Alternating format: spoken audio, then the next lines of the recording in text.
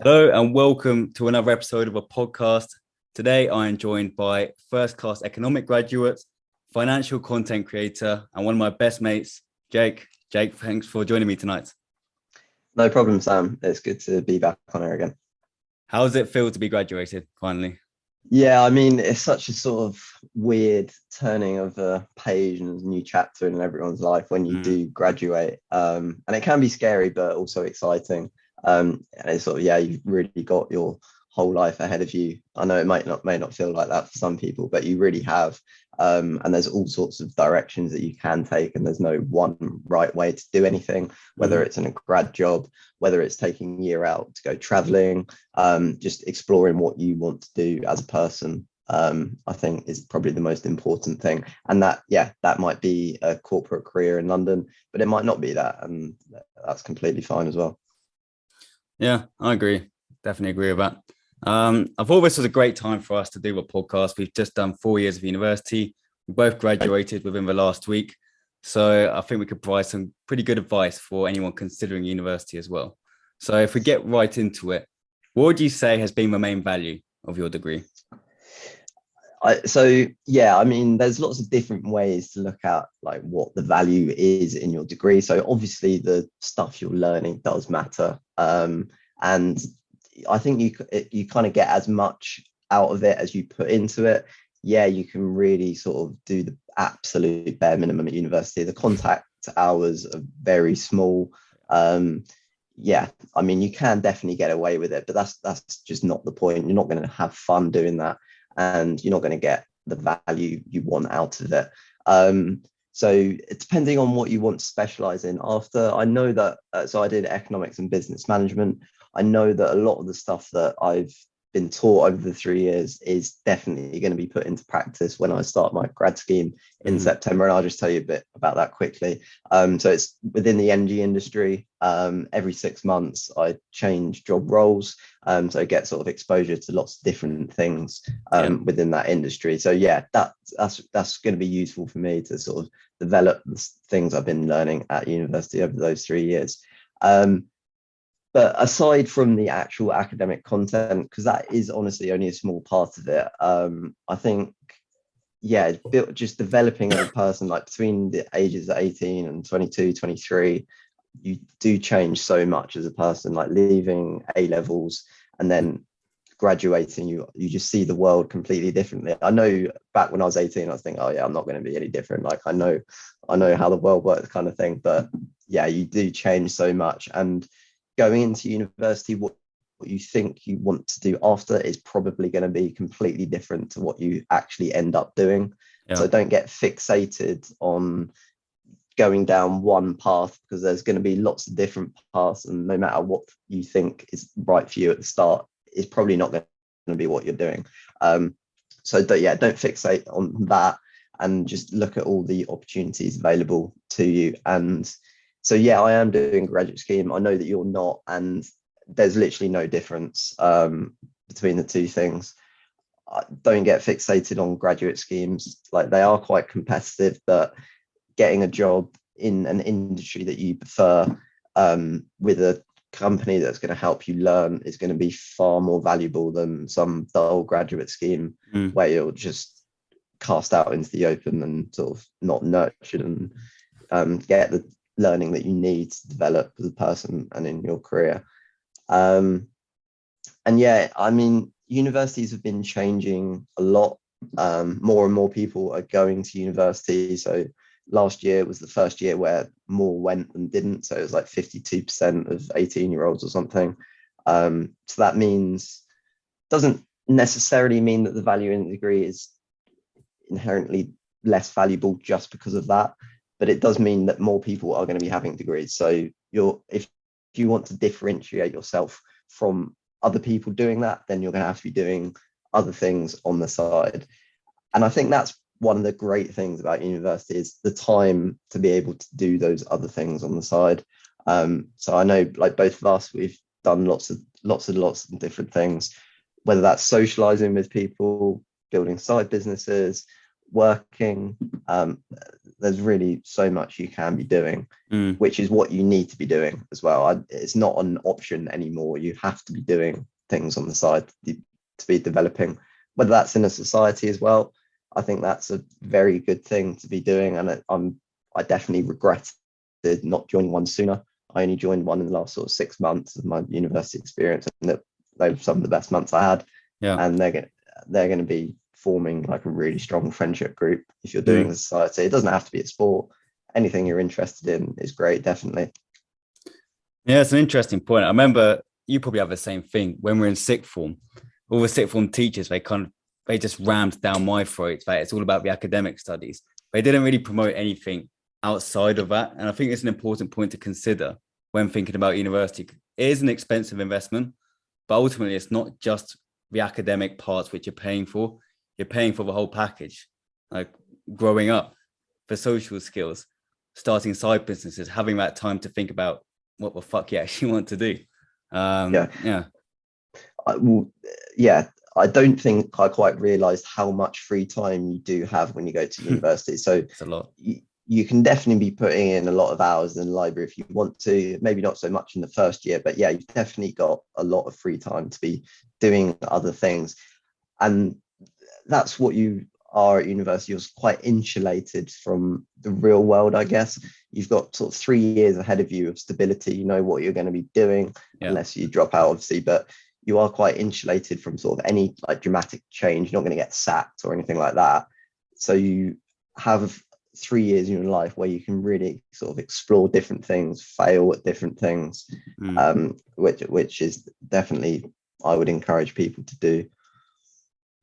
Yeah, for sure. Going back to a point you touched on a bit earlier, about the increasing number of students going to university. Do you think too many are going? Do you think too many people go to university now? Is it a good thing or a bad thing? I have thought about this a bit, and I don't know, I'm undecided, because you want a high skilled workforce.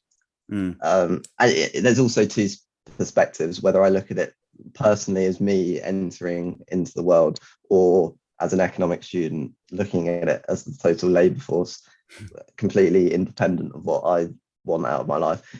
And me personally, I think it's not so good that as many people are going, because it does devalue your degree somewhat, especially with the grade inflation that's happened over the last 10 years. So the number of people getting a first, the top mark, has doubled in 10 years. So that devalues that top mark, definitely, which isn't, it doesn't completely make it obsolete. It just means that you're going to be having to do other things to differentiate yourself. And I think universities the Russell Group universities are looked at as they always have been, in a sort of favourable light. But I think that's going to be increasingly more the case going forward because of that grade inflation. Whether that reverses or not, it's yet to be seen, but that's definitely something that is going to impact going into the workforce going forward. But yeah, you want a high skilled labour force, but I think a lot of people go to university just to put off making a big decision about their career, which I completely get. It's scary coming out of sixth form and not knowing what you want to be doing. But I don't think you're going to be in the same position when you finish university. And I know lots of people do panic masters, go into a job they're not going to like, but you just need to try and explore things. If you're just going to university for the wrong reasons, it really is an expensive investment. And there are other options, which I know it might be different now in sixth forms, but it definitely didn't get talked about as much when I was there. The degree apprenticeships, where you sort of work part-time, they fund your degree, all of those sort of different things. And university isn't the be all and end all. And there's plenty of people doing well not going to university. Yeah, for sure. There are definitely other options to explore. It is an expensive investment, as I said earlier. Go back to your degree. What would you say has perhaps been disappointing about your economics degree? Anything that comes to mind? So I think it's difficult because you get lots of people coming from different backgrounds going into university. So year one, as lots of people say in all sorts of disciplines, that it is essentially a repeat of A levels, but that's not the end of the world. It helps you settle into university, sort of refresh and get going forward, sort of the right idea of what's happening. But I think just how little content there was in general, really. I mean, I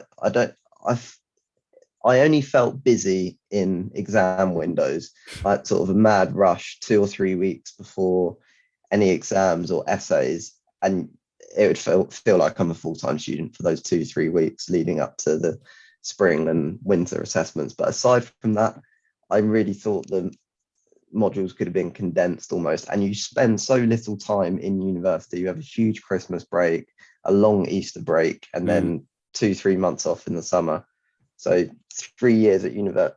I mean, we both went to Sussex University. It might be different in other universities, but I just thought, yeah, the content, you only have 20 weeks teaching in a 52-week year. It's not much.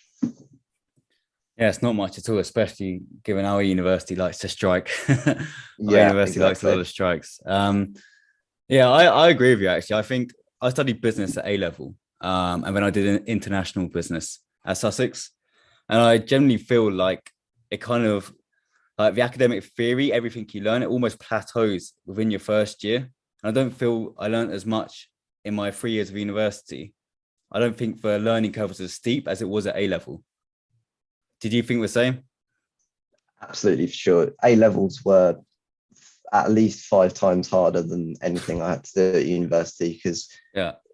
so obviously I went into more depth at university, and the content was harder and more advanced, but you just have so much more time to catch up with it. But A level, the amount of content between three completely different disciplines was so much harder than anything at university. I personally found a different type of stress, but definitely, yeah, I wouldn't ever want to go through A levels again. Yeah, I agree. Look, Jake, me and you, we both went through university, had a very strange time. We had our first year and a half as normal students, partying, studying, whatever, and then a pandemic hit halfway through. We're that generation. How we found the hybrid world of university post pandemic.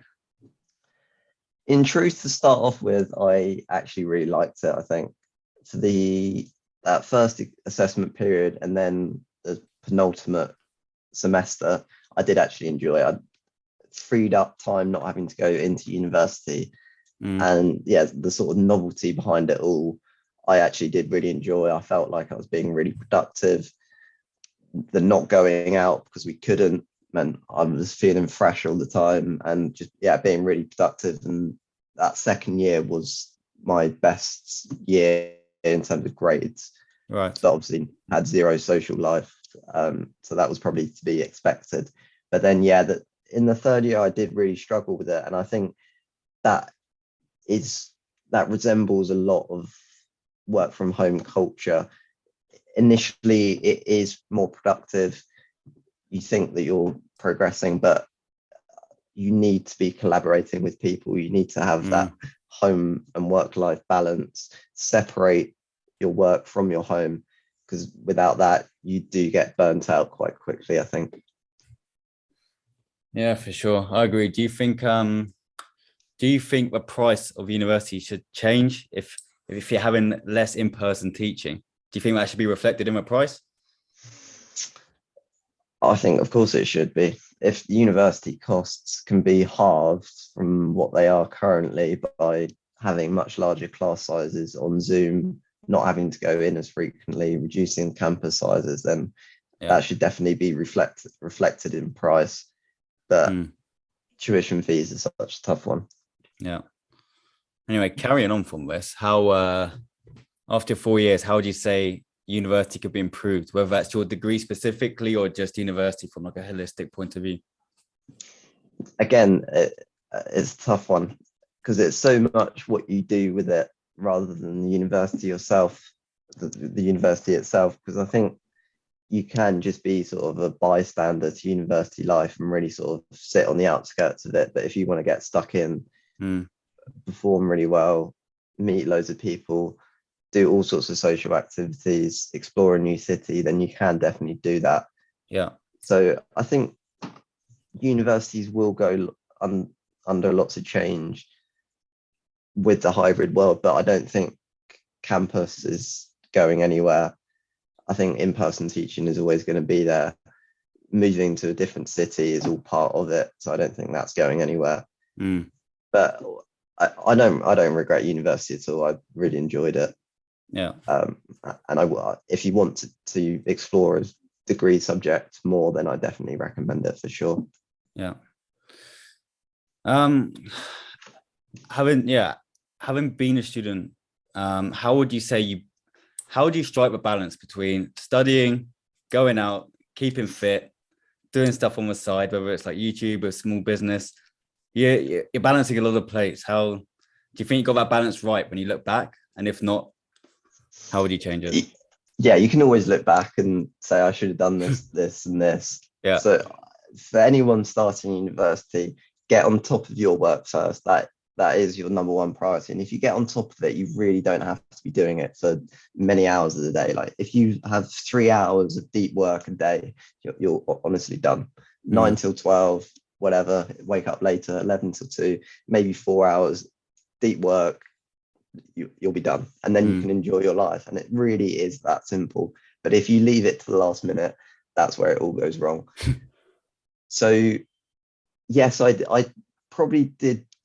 Well, yeah, I got what I wanted. So I did as much work as I needed to. I always thought I needed to be doing more, but you really don't. But I would say, yeah, get that sorted and under control, and then go out and do as much as possible. And looking back, I didn't do enough of that. It's only 3 years of your life. You think it's going to last forever while you're in it. But once you're out, you realize the social opportunities that come your way are long gone. So yeah, get out as much as possible. That doesn't mean going out drinking 3 times a week, 4 times a week. Do it as much as you want, but just get out there with other people, go to the socials, do sports activities, just get out and do things with people, because a lot of those people you might not see after university, but you also might meet people that you're going to spend the rest of your life with, business partners, people that are going to help you in your career, learn something off of. And it's the whole idea of you generate your own luck in terms of who you meet. And yeah, meeting as many people is going to benefit you arguably more than your work at university. So yeah, get out and meet people. Yeah, it's that intangible value. You can't put like a quantitative price on that. It's the intangible value of university, which is solely dependent on you getting yourself out there, socializing, joining society, trying new businesses, whatever. So yeah, it's definitely a big onus on, I think, personal responsibility when you go. I want to loop back to the start. You mentioned you got a grad job starting in September. How did you find the whole process of applying for a graduate job in 2022? Yeah, I mean, that's going to be one of the worst processes you ever do in your life. Applying for a job after university, it's going to be one of the most laborious, boring, strenuous things you're ever going to do in your life. You just have to churn out the applications, but also pay attention to how you're applying. They ask you lots of questions, and you do have to tailor your responses to that, or there's no point in trying at all. Yeah. But yeah, don't get too hung up on certain companies, but do research what the companies do for you, what the scheme entails, or what the job role entails, and what you're going to learn from that. You're not going to be at that company forever. You're not going to be in that job role forever. You're not going to be in that industry forever. But as long as you're learning skills that are transferable into other roles in the future, then there's no wasted opportunity. You just have to try something and get it done, essentially. If you need to, take time out after, but don't get too hung up on the salary. Just make sure that you're learning skills to go forward, and then accelerate your future salary and lifetime earnings. What do you think was a point that made you stand out? Because I'm guessing there's probably hundreds of people applying, like, for any graduate program. It's Yeah, always hundreds and thousands. What do you think made you stand out? it's a tough one. I can't remember off the top of my head how many applied, but I know there was over 200 and there were Yeah. 6 of us that got it in the end. There were various stages Wow. that you had to get through. But and the other people that got it were doing all sorts of different things. So it's not necessarily your degree type that matters, and it's not your grade. They required a 2-1. Plenty of people that got a 2-1, and I'm sure lots of people that got firsts got rejected from that. And that goes back to what I was saying. You can sit in your room and get the highest grade in the year, but if you're not out there meeting people, if you're not out there doing different things on the side, then that is going to impact you far more than getting a couple extra percent in your overall grade. Yeah. So I think they were just probably impressed with how I presented myself, how you answer the questions, your social intelligence rather than your intellectual intelligence is probably going to determine your earnings far more. And my CV isn't, I've had jobs in the past, but nothing sort of related to that industry necessarily. But it's the total package and just sort of how you present yourself, how you speak, how you answer those questions, and the preparation you put into that. Do you think Sussex University provided much help with you in that process? Yeah, I mean, it's almost a year ago since I started prepping all of that stuff. And that's the other thing, get started early. Yeah. Even though I only graduated last month, I was applying in sort of September, October time, and it was all done by December, January. So start earlier and you'll thank yourself for that. But most universities will have a career centre, and that's what it's all about. They want to get you into a good career after it looks good for them, and it helps you out. That's what you're paying for. So there was a CV building workshop where you sent it off. They recommended a few edits, which I did. That might have helped, might not have. And then there was also a few webinars that they did, how to answer various interview questions, interview techniques. And I can't really remember if they helped, but I'm sure it must have worked somewhat. But definitely get involved in all of that stuff. It's there. It's what you're paying for. So definitely do attend those sort of things. Yeah. I'm sure it's good advice for anyone just finishing up their degree. Doing 180 and just going back to the students, how obviously you lived on campus for 1 year and then you got a private house for a second year. Do you have any advice for accommodation? Is campus overhyped? Should people consider just living off campus for the whole time? What do you think? Yeah, so I don't know how many campus universities there are. I know I've got siblings that go to university and it's not campus based. They went straight into sort of private housing. I would say definitely for the first year, go where most people are.